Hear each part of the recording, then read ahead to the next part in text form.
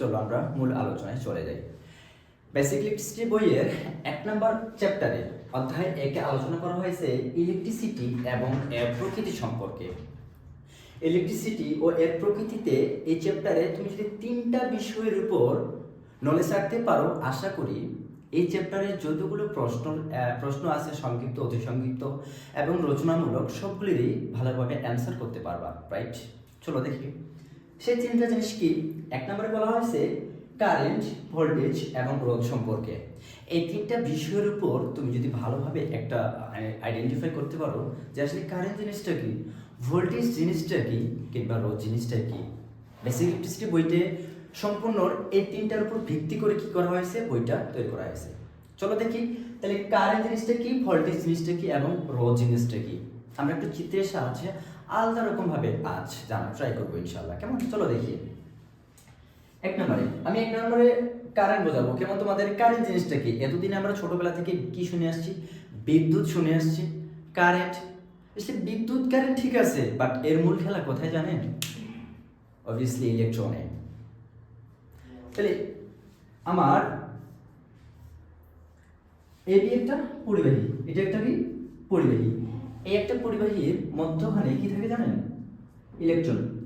এই পরিবাহীর মধ্যে মুক্ত বা সাম্য অবস্থায় আমি কি বোঝাচ্ছি তোমাদেরকে? অবশ্যই কারেন্ট বোঝাচ্ছি। কি তুমি শিখতেছো, অবশ্যই এটাকে তোমাকে মাথায় গেঁথে নিতে হবে। আমি যে কারেন্ট শিখতেছি, কারেন্ট জিনিসটা কি? তাহলে এবি একটা যদি পরিবাহী হয়, তাহলে কারেন্ট কি জানো? যে পরিবাহীর মধ্যস্থ ইলেকট্রনগুলো কি মুক্ত অবস্থায় থাকে। এটা একটা নির্দিষ্ট দিকে প্রবাহিত হওয়ার হারকে কি বলা হয়? কারেন্ট বলা হয়। নির্দিষ্ট দিকে মানে বুঝলাম না। আচ্ছা, কারেন্ট কি তোমরা জানো? প্লাস থেকে মাইনাসে যায়, রাইট? এই একটা নির্দিষ্ট দিক বোঝাচ্ছে। তাহলে কারেন্ট কি বলা হয়? মধ্যস্থ বলতে পরিবাহীর মধ্যখানে। পরিবাহী কি? তার। একটা পরিবাহী বা তারের মধ্যখানে কি থাকে? ইলেকট্রন থাকে। তাহলে এই ইলেকট্রনগুলো এক স্থান থেকে অন্য স্থানে বা একটা নির্দিষ্ট দিকে প্রবাহিত হওয়ার হারকে বা প্রবণতাকে কি বলা হয়? Obviously current, right? তোমরা কি বুঝতে পারছো? ওকে, চলো দেখি তাহলে সংজ্ঞাটা তুমি সাজিয়ে গুছিয়ে কিভাবে লিখতে পারো। যে কারেন্ট হচ্ছে পরিবাহীর মধ্যকার ইলেকট্রন সমূহ একটা নির্দিষ্ট দিকে প্রবাহিত হওয়ার হারকে বা প্রবণতাকে কি বলা হয়? কারেন্ট বলা হয়। বুঝতে পারছো? তাহলে চলো দেখি কারেন্টকে কি দ্বারা প্রকাশ করা হয়? আই দ্বারা প্রকাশ করা হয়। এবং একক কি? অ্যাম্পিয়ার।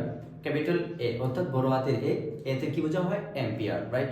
তাহলে কারেন্ট বুঝলাম, কারেন্টকে আই দ্বারা প্রকাশ করা হয় এবং এর একক হচ্ছে এ, রাইট? তাহলে আমরা এখন কি বুঝবো? ভোল্টেজ। ভোল্টেজ জিনিসটা কি? ভোল্টেজ জিনিসটা হচ্ছে কারেন্ট এবং ভোল্টেজ এই দুটো কি সহোদর ভাই, আমি যেটা মনে করি, রাইট? তাহলে ভোল্টেজ হচ্ছে বৈদ্যুতিক চাপ প্রয়োগ করা। কি বললাম? বৈদ্যুতিক চাপ প্রয়োগ করা। যে এই প্রথমে কারেন্টে এর মধ্যে ইলেকট্রনগুলো কি অবস্থায় ছিল? মুক্ত অবস্থায় ছিল বা সাম্য অবস্থায় ছিল।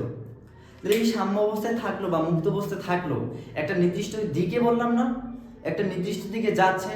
কি নিয়ে যাচ্ছে? এই ভোল্টেজ। তোমরা মনে রাখবা, ভোল্টেজ মানে হচ্ছে বৈদ্যুতিক চাপ। ভোল্টেজ মানে বৈদ্যুতিক চাপ প্রয়োগ করা। তাহলে সংজ্ঞাটা কেমন আসবে ভোল্টেজের? যে একটি পরিবাহীর মধ্যকার ইলেকট্রন সমূহ এক স্থান থেকে অন্য স্থানে স্থানান্তরিত করার জন্য যে চাপ প্রয়োগ করা হয় তার নাম ভোল্টেজ। তার নাম কি? Obviously voltage. তোমরা কি বুঝতে পারছো ভোল্টেজ জিনিসটা কি? ভোল্টেজ মানে হচ্ছে বৈদ্যুতিক চাপ প্রয়োগ করা। এই ইলেকট্রনগুলো কি এক স্থান থেকে অন্য স্থানে নিয়ে যেতে হবে, তবেই তো একটা প্রবাহ কারেন্ট হবে নাকি? তাহলে কে নিয়ে যাচ্ছে? অবশ্যই ভোল্টেজ নিয়ে যাচ্ছে। তাহলে ভোল্টেজের সংজ্ঞাটা এমন হবে যে একটা পরিবাহীর মধ্যকার ইলেকট্রন সমূহ এক স্থান থেকে অন্য স্থানে স্থানান্তরিত করার জন্য যে চাপ প্রয়োগ করা হয় তার নাম ভোল্টেজ। বুঝতে পারছো? তোমার মনে রাখবা, ভোল্টেজ মানে বৈদ্যুতিক চাপ প্রয়োগ করা। এই ভোল্টেজকে ভি দ্বারা প্রকাশ করা হয় এবং একক হচ্ছে ভি। তোমরা দেখতে পাচ্ছ? তাহলে কি কারেন্ট এবং ভোল্টেজ সম্পর্কে বুঝলাম? তাহলে আরেকটা আমার আছে রোধ। আমরা 9-10 অনেক পড়ে আসছি, এই 3টা শব্দের সাথে আমরা আগেই পূর্ব পরিচিত, বাট আজকে একটু অন্যভাবে আইডেন্টিফাই করতেছি। আজকে প্রত্যেকটা জিনিস, প্রত্যেকটা টপিক কি করব, একটু আলাদাভাবে আইডেন্টিফাই করব, যে আসলে বিষয়গুলো এরকম চিন্তা ভাবনা করতে পারবো না। তাহলে কি কারেন্ট এবং ভোল্টেজ বুঝলাম, এখন কি বুঝবো? রোধ সম্পর্কে। রোধ জিনিসটা কি? রোধ হচ্ছে বাধা প্রদান করা। কিংবা কারেন্ট নিজের মধ্যে টেনে নেয়, এর ধর্ম বা বৈশিষ্ট্য এটা একই, কারেন্ট নিজের মধ্যে টেনে নিবে বা বাধা প্রদান করবে একই, রাইট? তাহলে কি কেমন হচ্ছে, একটা পরিবাহীর মধ্যকার ইলেকট্রন, একটা পরিবাহীর মধ্যে কি হচ্ছে, কারেন্ট প্রবাহ হচ্ছে, পরিবাহীর যে ধর্ম বা বৈশিষ্ট্যের জন্য এটা বাধা প্রাপ্ত হয়। কি হয়, কারেন্টে কি হয়, বাধা প্রাপ্ত হয়, তার নাম কি, রোধ। তাহলে রোধের সংখ্যাটা কি হবে, যে পরিবাহীর মধ্যে যে কারেন্ট প্রবাহিত হয়, পরিবাহীর যে ধর্ম বা বৈশিষ্ট্যের কারণে এটা বাধা প্রাপ্ত বা বাধাগ্রস্ত হয়, তার নাম কি, রোধ। এই রোধের ব্যাপারে আমরা পঞ্চম অধ্যায় ইলেকট্রিক্যাল বর্তনী সেটা আরো বিস্তারিতভাবে আলোচনা করব। ঠিক আছে, আপাতত তোমরা রাখো যে রোধ জিনিসটা কি, এ বাধা প্রদান করবে, নিজের মধ্যে টেনে নেয়। একে আর দ্বারা প্রকাশ করা হয় এবং এর একক হচ্ছে ওহম। বুঝতে পারছো? তোমাদের এই চ্যাপ্টার 1 বা অধ্যায় 1-এ কি আলোচনা করা হয়েছে, ইলেকট্রিসিটি এবং এর প্রকৃতিতে তিনটা বিষয়, কারেন্ট, ভোল্টেজ এবং রোধ, এই তিনটা বিষয় আলোচনা করা হয়েছে। এই তিনটা বিষয় আশা করি তোমরা বুঝতে পারছো আমি এতক্ষণে যতগুলো কথা বললাম, রাইট? এগুলো যদি মনেভাবে একদম সুন্দরভাবে তুমি বোঝার ট্রাই করো, তাহলে আশা করি তোমরা এই তিনটার উপর একটা ভালো নলেজ অর্জন করেছো। এখন বই খুলে তুমি তোমার বই খুলে সংক্ষিপ্ত, অতি সংক্ষিপ্ত এবং রচনামূলক প্রশ্নগুলো পড়বা, ঠিক এগুলি আলোচনা করা আছে। বুঝতে পারছো? এক অধ্যায়ে আমার এই আলোচনা ছিল। আজকের এই ম্যারাথন ক্লাসে এক অধ্যায়ের উপর এই আলোচনা ছিল। চলো 2 অধ্যায় থেকে একটু আলোচনা করি। এক অধ্যায় এটাই, ঠিক আছে? চলো 2 অধ্যায়ে আলোচনা।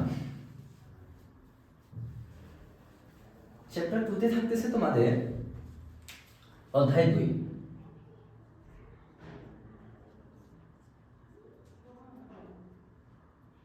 অধ্যায় 2 পরিবাহী। আচ্ছা, ডেফিনেশনটা বলে দিই। অধ্যায় 2 তোমার আলোচনা করা হয়েছে কি জানো, পরিবাহী, অর্ধ পরিবাহী এবং অপরিবাহী, এই তিনটা শব্দের উপর, এবং রোধের সূত্র প্রমাণ, রাইট? এই 4টা বিষয়ের উপর তোমার চ্যাপ্টার 2-তে কি আলোচনা করা হয়েছে। তাহলে আজকের এই 4টা টপিক সম্বন্ধে পূর্ণ বিস্তারিত আলোচনা শুনবো, তাহলে আমার চ্যাপ্টার 2 ক্লাস হয়ে যাবে। 1 নম্বরে কি আলোচনা করা হয়েছে তোমরা একটু দেখো।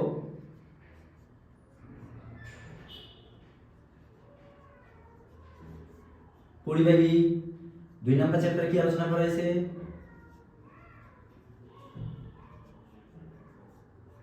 অর্ধ পরিবাহী। সরি, 3 নম্বর চ্যাপ্টার আলোচনা করা হয়েছে, সরি 3 নম্বর ইকুয়েশন হচ্ছে অপরিবাহী। এবং আরেকটা জিনিস আলোচনা করা হয়েছে, সেটা কি জানো, রোধের সূত্র প্রমাণ। আচ্ছা, আগে এই 3টা বিষয় সম্বন্ধে একটা বেসিক আলোচনা দেই, এন্ড দেন রোধের সূত্র প্রমাণ করব, কেমন? আচ্ছা, পরিবাহী, অর্ধ পরিবাহী এবং অপরিবাহী, এই 3টা শব্দের সাথে আমরা পূর্ব পরিচিতি কিনা বলো? 9, 10, ক্লাস 6 থেকে শুরু করে 10 পর্যন্ত কিন্তু এই 3টা শব্দের সাথে আমরা পূর্ব পরিচিতি। যে পরিবাহী জিনিসটা কি, যে সকল পদার্থের মধ্যে দিয়ে খুব সহজেই কারেন্ট প্রবাহ করতে পারে, কারেন্ট যেতে পারে খুব সহজেই, কোনো বাধা পাবে না, খুব সহজেই, তার নাম কি, পরিবাহী। উদাহরণ হিসেবে তোমাকে তামাকে বলতে পারি পরিবাহী, রাইট? অর্ধ পরিবাহী কাকে বলা হয়? হ্যাঁ, কারেন্ট প্রবাহ করবে কিন্তু আংশিক বাধা পাবে, সেটার নাম কি, অর্ধ পরিবাহী। করবে, কারেন্ট প্রবাহ করবে কিন্তু কি আংশিক বা কিছু বাধা পাবে, তার নাম অর্ধ পরিবাহী। অপরিবাহী কাকে বলে? অর্ধ পরিবাহী সিলিকনকে তুমি ধরতে পারো।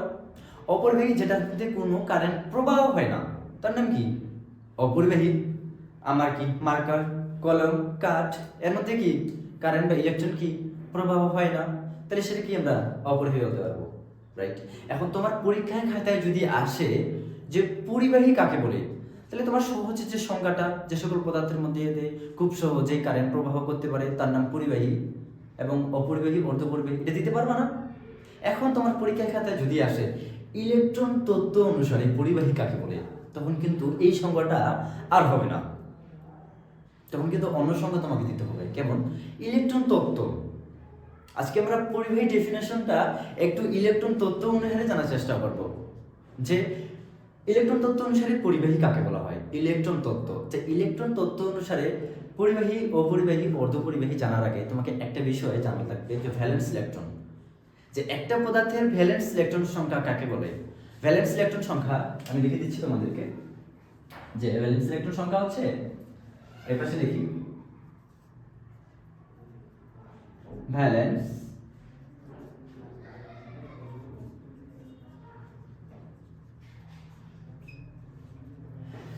ইলেকট্রন। আচ্ছা, এই ভ্যালেন্স ইলেকট্রন জিনিসটা কি, যে একটা পদার্থের সর্বশেষ কক্ষপথের ইলেকট্রন সংখ্যাকে কি বলা হয়, ভ্যালেন্স ইলেকট্রন সংখ্যা। তো ইলেকট্রন তত্ত্ব অনুসারে পরিবাহী কাকে বলা হয়, যে সকল পদার্থের শেষ কক্ষপথে ভ্যালেন্স ইলেকট্রন সংখ্যা 4 এর কম। কি বললাম? 4 এর কম। আমি লিখে দিচ্ছি না, মুখে মুখে বলতেছি, তোমরা জাস্ট আমার কথার সাথে মিলিয়ে নাও। তাহলে ইলেকট্রন তত্ত্ব অনুসারে পরিবাহী কাকে বলে, যে সকল পদার্থের শেষ কক্ষপথের ভ্যালেন্স ইলেকট্রন সংখ্যা 4 এর কম, তার নাম কি? পরিবাহী। আচ্ছা, এই কথাটা আমরা মুখে মুখে বললাম। চলো একটু একটা পদার্থ বললাম না, যে কোনো পদার্থ, তাহলে একটা যে কোনো পদার্থের সাথে দেখি তো, উদাহরণ হিসেবে তুমি কি তামাকে ধরতে পারবো, কপার। তাহলে কপারের ইলেকট্রন বিন্যাস করো Cu29। কপারের ইলেকট্রন বিন্যাস কত, পারমাণবিক সংখ্যা কত, 29। তাহলে ইলেকট্রন বিন্যাস করি, আশা করি তোমরা ইলেকট্রন বিন্যাস করো, 9 10 এ অনেক ইলেকট্রন বিন্যাস শিখছো। তাহলে আমরা ইলেকট্রন বিন্যাস করি কপারের 1s2 2s2 2p6 3s2 3p6, নিচে লিখি 3d10 4s1। তাহলে ভ্যালেন্স ইলেকট্রন সংখ্যা কার সর্বশেষ কক্ষপথ, তাহলে এই কপারের সর্বশেষ কক্ষপথ কে? 4 না? তাহলে সর্বশেষ কক্ষপথের ভ্যালেন্স ইলেকট্রন সংখ্যা এখানে কত আছে? 1। তাহলে কি 4 এর কম হয়েছে? এই ভ্যালেন্স ইলেকট্রন সংখ্যা কত? 1। তাহলে পরিবেশ সংখ্যা আমি কি বলছিলাম, যে সকল পদার্থের শেষ কক্ষপথের ভ্যালেন্স ইলেকট্রন সংখ্যা 4 এর কম, 4 এর কম আসছে 1। তাহলে এটি কি? পরিবাহী। তাহলে পরিবেশ সংখ্যাটা তুমি এভাবে দিবা, যে সকল পদার্থের ভ্যালেন্স ইলেকট্রন শেষ কক্ষপথের ভ্যালেন্স ইলেকট্রন সংখ্যা 4 এর কম, তাকে কি বলা হয়? পরিবাহী। কোন সাপেক্ষে? ইলেকট্রন তত্ত্ব অনুসারে, রাইট? আচ্ছা, চলো এবার কি অর্ধপরিবাহী দেখি। তাহলে অর্ধপরিবাহী কাকে বলে? যে সকল পদার্থের শেষ কক্ষপথের ভ্যালেন্স ইলেকট্রন সংখ্যা ঠিক 4। কত? ঠিক 4, তার নাম কি? অর্ধপরিবাহী। উদাহরণ সিলিকনকে তুমি ধরতে পারো। আচ্ছা, কপারটা বুঝতে পারছো, সিলিকনের নেই, এই পাশে সিলিকনটা লিখি। আচ্ছা, এখানে নিচে লিখবো Si 14 1s2 2s2 2p6 3s2 কয়টা আছে? 2 দিয়ে 4 সেটা 10 দিয়ে 12 3p2। আশা করি বুঝতে পারতেছো, রাইট? তাহলে দেখো, এই সিলিকনের শেষ কক্ষপথের ভ্যালেন্স ইলেকট্রন সংখ্যা কত? তাহলে শেষ কক্ষপথকে 3, এর ভ্যালেন্স ইলেকট্রন সংখ্যা কত? 2 দিয়ে 4। তাহলে শেষ কক্ষপথের ভ্যালেন্স ইলেকট্রন সংখ্যা যদি ঠিক 4 হয়, সেটাকে অর্ধপরিবাহী। বুঝতে পারছো? তাহলে সংখ্যাটা এমন হবে, যে সকল পদার্থের শেষ কক্ষপথের ভ্যালেন্স ইলেকট্রন সংখ্যা ঠিক 4, তার নাম কি? অর্ধপরিবাহী। আর তোমার ভ্যালেন্স ইলেকট্রন কাকে বলা হয় সেটা আমি পূর্বে আলোচনা করছি, আশা করি বুঝতে পারছো। তাহলে কি এবার অপরিবাহীর ক্ষেত্রে কি হবে? যে সকল পদার্থের ভ্যালেন্স ইলেকট্রন সংখ্যা 4 এর বেশি, তার নাম কি? অপরিবাহী। উদাহরণ হিসেবে তুমি ক্লোরিনকে ধরতে পারো। আচ্ছা, এটা ইলেকট্রন বিন্যাস তোমার হোমওয়ার্ক, তুমি নিজে নিজে করবা। আশা করি তোমার ওখানে 4 এর বেশি আসবে, ভ্যালেন্স ইলেকট্রন সংখ্যা কত আসবে? 4 এর বেশি আসবে। আর 4 এর বেশি আসলে কি? অপরিবাহী, যেটার মধ্যে বিদ্যুৎ প্রবাহিত হয় না। বুঝতে পারছো? তাহলে আমার এই চ্যাপ্টার 2 অর্থাৎ অধ্যায় 2 নং অধ্যায়ে যে পরিবাহী, অপরিবাহী এবং অর্ধপরিবাহী আছে, সাধারণ সংজ্ঞা, পরিবাহী, অপরিবাহী, অর্ধপরিবাহী কাকে বলে, এবং ইলেকট্রন তত্ত্ব অনুসারে পরিবাহী, অপরিবাহী, অর্ধপরিবাহী কাকে বলে, আমার বিস্তারিত আলোচনা এখানেই ছিল। আশা করি তোমরা বুঝতে পারছো। অধ্যায় 2 আরেকটা ছোট্ট বিষয় আলোচনা করা হয়েছে, সেটা যদি আমরা করে ফেলি, চ্যাপ্টার 2 ইনশাআল্লাহ শেষ, বেসিক ইলেকট্রিসিটি। কেমন? তাহলে চলো সেটা আমরা প্রমাণ করি। কি? রোধের সূত্র প্রমাণ, সেটা আমরা করব। এটা তোমরা তুলে নিবা বা স্ক্রিনশট করে নিবা, কেমন? আচ্ছা, ওকে।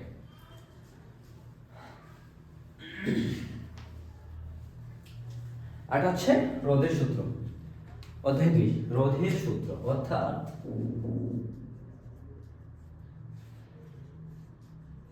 রোধের সূত্র। রোধ কি দ্বারা প্রকাশ করা হয়? আর দ্বারা। এর সূত্র হচ্ছে রোএল ডিভাইডেড বাই এ। আমরা এখন এই সূত্রটা প্রমাণ করব। এটা অনেক পরীক্ষা আসে, কিন্তু তোমাদের ফাইনাল পরীক্ষা বলো আর মিড পরীক্ষা বলো, এই সূত্রটা আসবে ইনশাআল্লাহ। তাহলে এই সূত্রটা কি প্রমাণ করা খুব জরুরি না? রোধ জিনিসটা কি বললাম, চ্যাপ্টার 1 অর্থাৎ 1 নং অধ্যায়ে তোমাদেরকে কি বলছি, রোধ। একটা পরিবাহীর মধ্যে কি কারেন্ট ফ্লো হচ্ছে, পরিবাহীর যে বৈশিষ্ট্য বা ধর্মের কারণে এটা বাধাপ্রাপ্ত হয় বা বাধাগ্রস্ত হয়, তার নাম কি, রোধ। তাহলে বৈশিষ্ট্য কি, সহজ বাংলা ভাষায়, রোধ কারেন্ট নিজের মধ্যে টেনে নেয় বা কারেন্ট প্রবাহ বাধা দেয়। তাহলে এই সূত্র সাপেক্ষে আমরা এই সূত্র প্রমাণ করব, কেমন, চলো প্রমাণ করি। তাহলে একটা পরিবাহী রোধ বিভিন্ন বিষয়ের উপর কিন্তু নির্ভর করে। একটা রোধ জিনিসটা শিখতেছি, আগে এই সম্পর্কে তোমাকে আলোচনা করতে, তুমি কেন শিখতেছি এটা। তাহলে রোধ কি বিভিন্ন বিষয়ের উপর নির্ভর করে। একটা পরিবাহীর দৈর্ঘ্যের উপর, প্রস্থচ্ছেদের উপর, তার বিশুদ্ধতার উপর, ইত্যাদি ইত্যাদি ইত্যাদি বিষয়ের উপর একটা পরিবাহীর রোধ কিন্তু নির্ণয় করে। চলো চলো আমরা প্রমাণ করি, কেমন।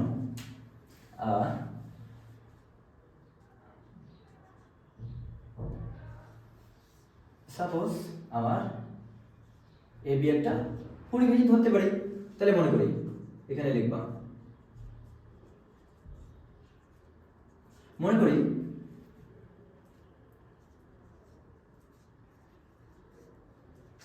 এবি একটি, মনে করি এবি একটি একটু ভুল লিখছি, এবি একটি পরিবাহী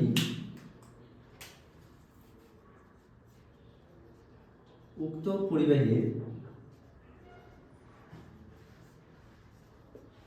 পরিবাহীর দৈর্ঘ্য L,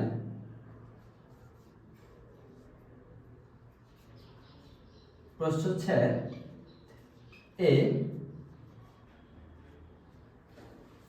এবং রোধ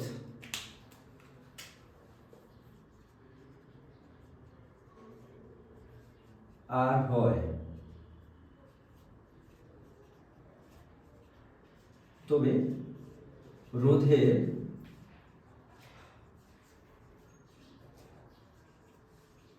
সূত্র অনুসারে। তাহলে এই একটি কি পরিবাহী, এটা পরিবাহীর দৈর্ঘ্য কি, কি লেন্থ কি দৈর্ঘ্য, এর ফার্স্ট লেটার কি এল। তাহলে একটা পরিবাহী কতটুকু, এতটুকু এতটুকু এতটুকু, কত বড়, তাহলে এর দৈর্ঘ্য কি বোঝাচ্ছি এল, প্রস্থচ্ছেদ এর পুরুত্ব কত, মোটা না চিকন, 10 আর 2 আর বিভিন্ন দৈর্ঘ্যের বা প্রস্থচ্ছেদের আমাদের তার আছে, সেটা কি প্রস্থচ্ছেদ এ, এবং আমরা পূর্বেই জেনেছি রোধ আর হয়, তবে রোধের সূত্র অনুসারে। তাহলে রোধের সূত্রে 1 নাম্বার রোধ, 1 নাম্বার সূত্র বলছে, সূত্র 1,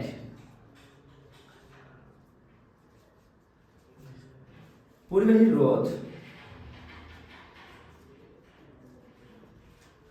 সূত্র 1,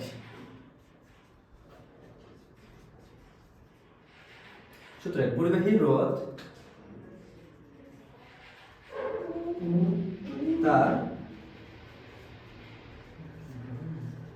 দৈর্ঘ্যের সাথে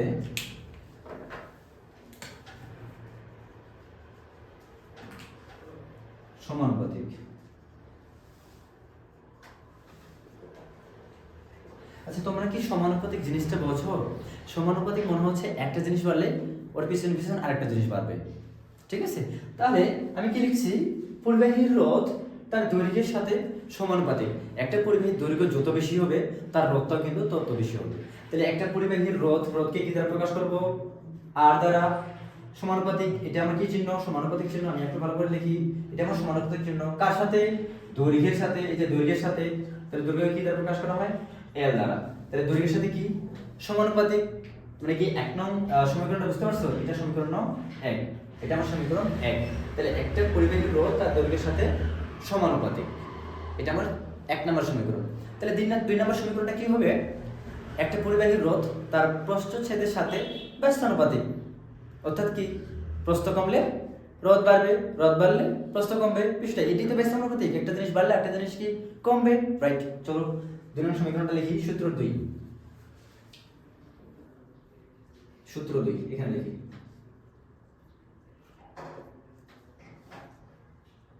সূত্র 2। তাহলে পরিবাহীর রোধ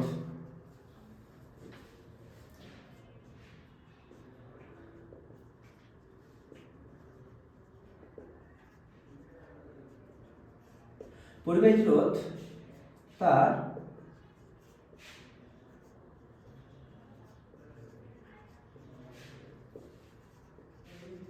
প্রস্থচ্ছেদের সাথে কি হবে ব্যস্ত আনুপাতিক।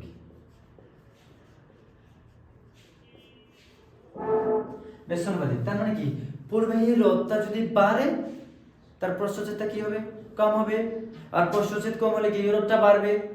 এটাই তো ব্যস্ত আনুপাতিক, একটা জিনিস বাড়লে আরেকটা জিনিস কমবে। তাহলে এর সমীকরণটা কি হবে পরিবাহীর রোধ কি আর কার ব্যস্ত আনুপাতিক 1/a মানে কি প্রস্থচ্ছেদের সাথে ব্যস্ত আনুপাতিক। এটা কি 2 নম্বর সমীকরণ। তোমরা কি বুঝতে পারছো? দেখি এটা 2 নম্বর সমীকরণ। তাহলে এদিকে এখন এদিকে লিখি যে 1 নাম্বার এবং 2 নাম্বার সমীকরণ হতে পাই 1 ও 2 নং সমীকরণ হতে। তাহলে 1 নাম্বার আর 2 নাম্বার সমীকরণটা দেখো তো কোথায় আছে। এটাও আর দিয়ে শুরু হচ্ছে, এটাও আর দিয়ে শুরু হচ্ছে। তাহলে যে কোনো একটা আর নেই। 1 নাম্বার সমীকরণের আর কি আছে সমানুপাতিক। এখানে কি আর সাথে এল আছে, আর সাথে এটা নেই, কোন অবস্থায় রেখে দিই। আর সাথে এল আর একটা আছে 1/a এই দুটোই তো নাকি।